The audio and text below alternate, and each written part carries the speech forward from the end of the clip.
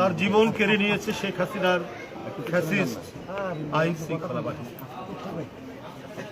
বিবেক বর্জিত পশুতে পরিণত করা হয়েছিল আইন শৃঙ্খলা বাহিনী। তাদের বলা হয়েছিল তোমাদের যা লাগে তোমরা করবে, জনগণের টাকা আত্মসাৎ করে তোমরা দেশে বিদেশে সুখে শান্তিতে থাকবে, কিন্তু আমার ক্ষমতাটা নিশ্চিত রেখে। শেখ হাসিনা তাই বলেছে। তাদেরকে সুযোগ করে দিয়েছেন অঢেল সম্পত্তির মালিক হতে, বিনিময়ে শেখ হাসিনাকে ক্ষমতায় রাখা। তাই ওরা কোনো বিবেক দিয়ে কাজ করেনি, মাথা ফুটো করে দিতে ওরা দ্বিধা করে, ওদের বুকে গুলি চালাতে তারা দ্বিধা করে। এর বিনিময়ে আমরা কি দেখেছি? বেনজিরের মতো পুলিশ অফিসাররা 1000 কোটি টাকা নিয়ে বিদেশ চলে গেছে, আরো কত যে বিদেশ পাড়ি দিয়েছে, কত শত শত কোটি টাকা নিয়ে,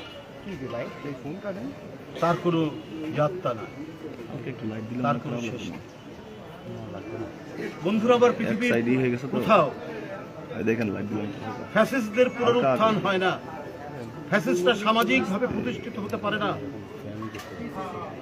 যারা নিজ দেশের শিশুর রক্ত পান করে গ্লাসে গ্লাসে,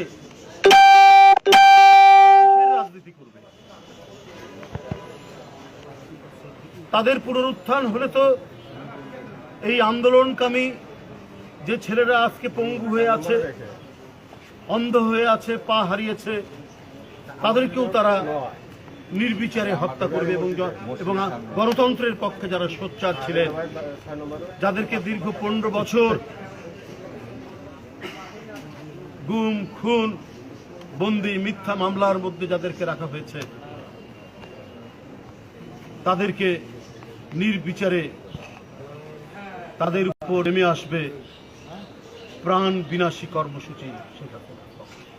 পৃথিবীর কোথাও, ইটালি না জার্মানি, কোথাও তাদের গণতন্ত্রকামী মানুষ পুনরুত্থান হতে দেয়।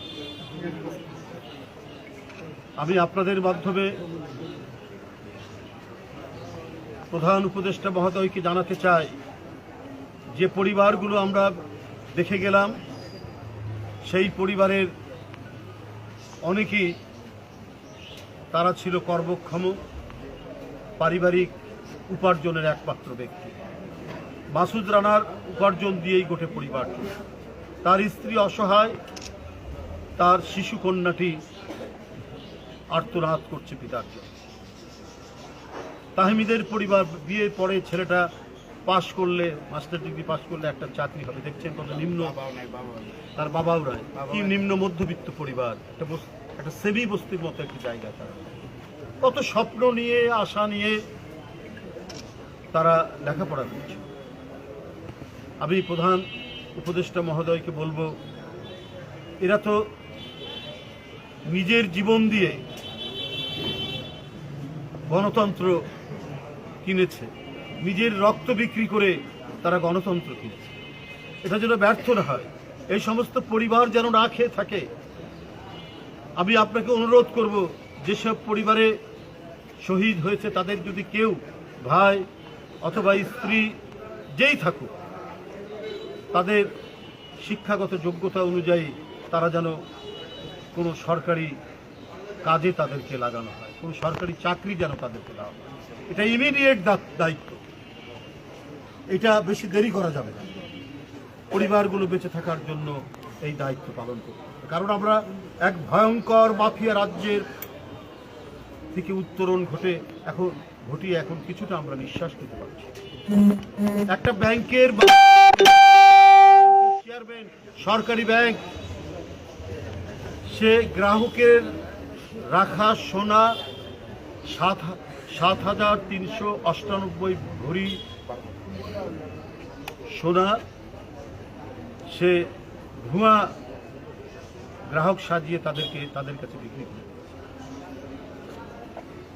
কি দেশ ছিল এটা?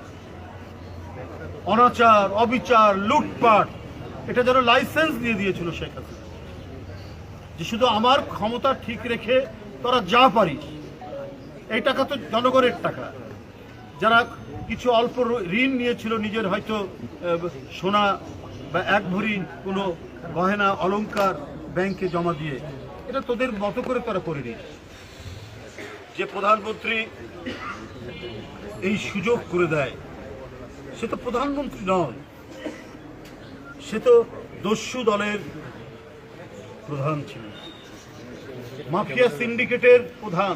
মাফিয়া সিন্ডিকেট যেভাবে কাজ করে তিনি সেইভাবেই কাজ করেছে। কি তার মানে মানে প্রশাসন, কি পুলিশ প্রশাসন, কি সিভিল প্রশাসন, প্রত্যেকটি জায়গায় তার যারা আশীর্বাদ প্রাপ্ত তারা শত শত কোটি টাকা দিয়েছে। একজন প্রশাসনিক কর্মকর্তা নজরুল ইসলাম খান তার গ্রামের বাড়িতে 6 তলা বিল্ডিং, এই যে প্রশাসন সাজানো হয়েছে এবং এরাই এখন বিভিন্ন লেয়ারে তারা আছে। তো এরা যে যে সুখ, যে সমৃদ্ধি, যে হাজার হাজার কোটি টাকার হাতে পেয়েছে, তো এই সুখ তারা বর্জন করবে কেন? তারা তো হাসিনার পক্ষে কাজ করবে। আমি শুধু এটুকুই বলি যে যারা এখন প্রশাসন পরিচালনা করছেন, প্রতিদিন আমরা কিন্তু কিছু না কিছু আমরা কথা শুনতে পাচ্ছি, যেগুলো অত্যন্ত দুঃখজনক। একটি বিপ্লবী সরকার, পৃথিবীর দেশে দেশে দেখেছি বিপ্লবী সরকার খুব দ্রুত গতিতে, তড়িৎ গতিতে বিষাক্ত রক্ত বের করে দেয় সমাজ দেহ থেকে, রাষ্ট্র থেকে। তো বর্তমান অন্তর্বর্তীকালীন সরকারকে তো আমরা একটি বিপ্লবী সরকার বলি, তাহলে কি করে এই সমস্ত ভয়ঙ্কর দুর্নীতিবাজ, টাকা লুণ্ঠনকারী এরা কিভাবে এখানে অবস্থান করতে পারে?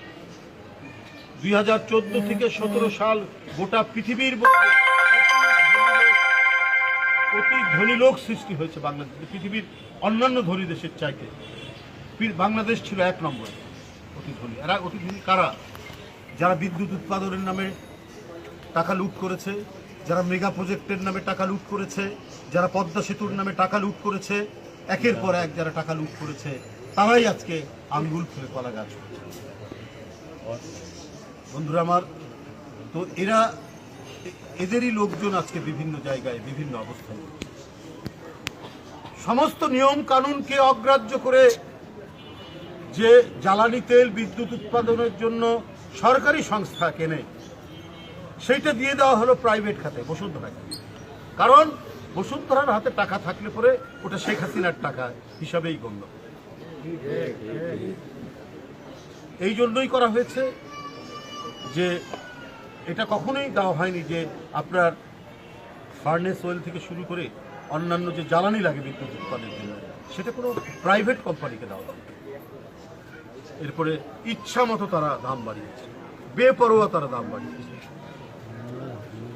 করে গোটা দেশের জনগণের টাকা পকেট কেটে জনগণকে রাস্তার ভিখারি বানিয়ে ওরা আজকে পৃথিবীর বিভিন্ন দেশে সেকেন্ড হোম বানিয়েছে, রাজপ্রাসাদ বানিয়েছে সুখে শান্তিতে থাকার।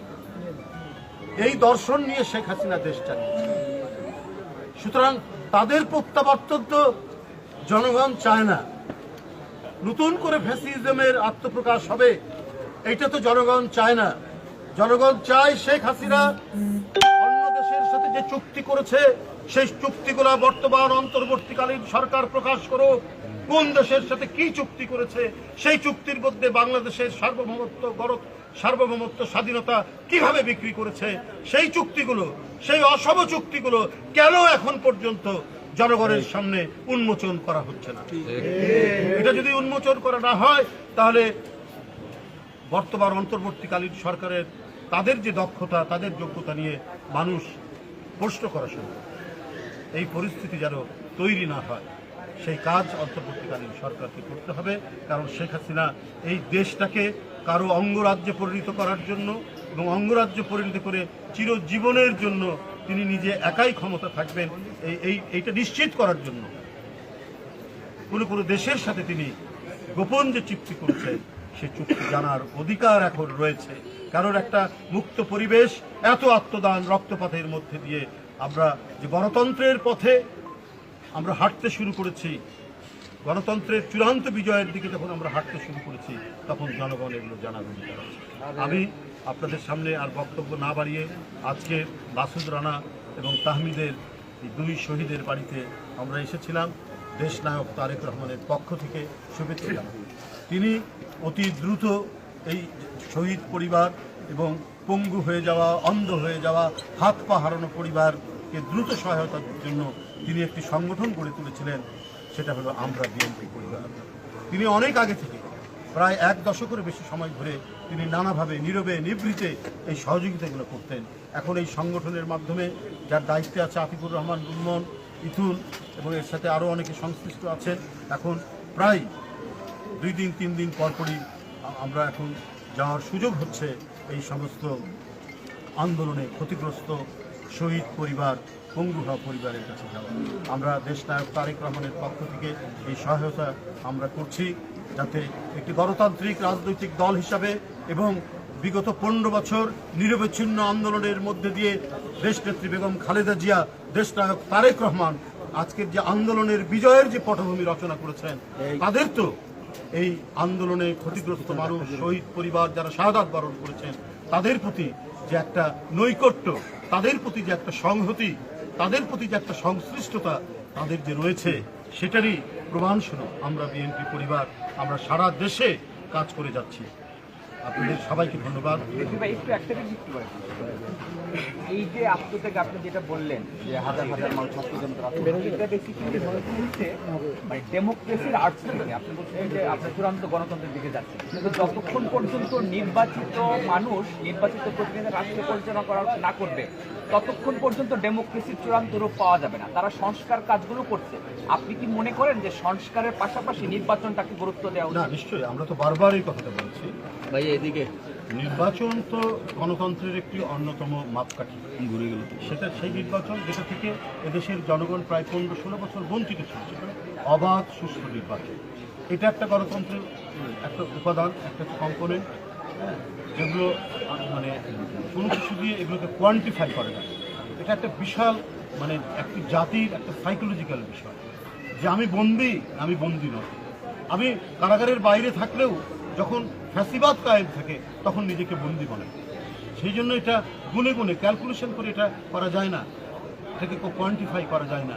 এটা একটা বিশাল বিপ্লবের মধ্যে দিয়েই সেটা অর্জিত হয়। কিন্তু আমাদের গণতন্ত্রকে পূর্ণাঙ্গ করার জন্য যে অবাধ সুষ্ঠু নির্বাচন, আইনের শাসন, সংবাদপত্রের স্বাধীনতা এবং বিচার বিভাগের স্বাধীনতা যে নিশ্চিত করা, সেটা আমাদেরকে দেখতে হবে। সেটা যে এটা কীভাবে পরিপূর্ণ হচ্ছে, কীভাবে অন্তর্বর্তী সরকার তাদের সংস্কারের মাধ্যমে এই কাজগুলো করবেন, যে প্রতিশ্রুতিগুলো দিয়েছেন, সেটা কীভাবে হয় এই জনগণ দেখবে এবং অতি দ্রুত। আর আরেকটা ব্যাপার হচ্ছে যে গণতন্ত্রের যদি অসুস্থতা থাকে, আমরা কিছু ইয়েও দেখতে পাচ্ছি, কিছু মানে সরকারের পক্ষের অনেক ব্যক্তিবর্গের কিছু বক্তব্য আমরা পাচ্ছি যে রাজনীতির নতুন পরিসর করা যায়, পরিসর তৈরি করতে হবে বা জনগণের একটু চায়। তা আমাদের কথা হলো একজন মনীষীর একটি কথা আছে, গণতন্ত্রের অসুস্থতা সারাতে হয় আরও বেশি গণতন্ত্র। আমি যদি গণতন্ত্রকে আটকে রাখি, গণতন্ত্র নদীর প্রবাহের মতো, এটা যত প্রবাহমান থাকবে, যত এটা স্রোতস্বিনী থাকবে, ততই মানে গণতন্ত্রের পানি আরও স্বচ্ছ হবে। তো এটা যদি মাঝে মাঝে আটকে যায়, তাহলে তো আমরা গণতন্ত্রের যে ধারাবাহিকতা আমরা ইউরোপ আমেরিকায় যেটা দেখেছি শত শত বছরে, সেই ধারাবাহিকতা অর্জন হচ্ছে। সুতরাং অবাধ সুষ্ঠু নির্বাচন অত্যন্ত অপরিহার্য। সংস্কারও চলবে, কিন্তু সংস্কারের পাশাপাশি গণতন্ত্রের এই যে উপাদানগুলি নিশ্চিত করতে হবে। সেটা হলো একটি নির্বাচনের মাধ্যমে, এবং যে সুপারিশগুলো তাদের থাকবে, অন্যান্য গণতন্ত্রের আইনের শাসন কেমন হয়, তারপরে বিচার বিভাগের স্বাধীনতা করলে কেমন হয়, সেই জিনিসগুলো মানে যারা নতুন সরকারে আসবে তারা সর্বোচ্চ ভালো মনে করলে তারা সেটা গ্রহণ করে প্রয়োজনীয় যে আইন সংশোধন করা দরকার সেই কাজটা করবে, পার্লামেন্ট করবে। সেটা তো একটা অবাধ সুষ্ঠু নির্বাচনের মাধ্যমে রাজনৈতিক দল যাকে জনগণ ক্ষমতায় বসাবে তারা জিনিসটা করবে। এই কারণেই আমরা বলেছি অতি দ্রুত সংস্কারগুলো করে আপনি অবাধ এবং সুষ্ঠু নির্বাচনের ব্যবস্থা আমরা এই এলাকার পক্ষ থেকে